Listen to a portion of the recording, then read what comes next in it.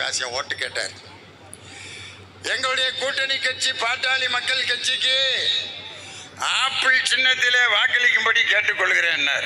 ஒருத்தன் வேட்டியை பிடிச்சி இழுத்தானே, சின்ன மயரனே என்னடா சொன்னேன், ஆப்பிள்னு சொல்லிட்டனே, மாம்பழம் சரி ஏதாவது ஒரு பழத்தை சொல்லிட்டேன்ல விடுறா, அதான் தோக்கத்தானே போகிறேன். பாஜகவுடைய கூட்டணி சேர்ந்ததுனால தான் நாங்கள் தோத்து போனோம்னு யாரு, முன்னாள் அமைச்சர் டி ஜெயக்குமார்.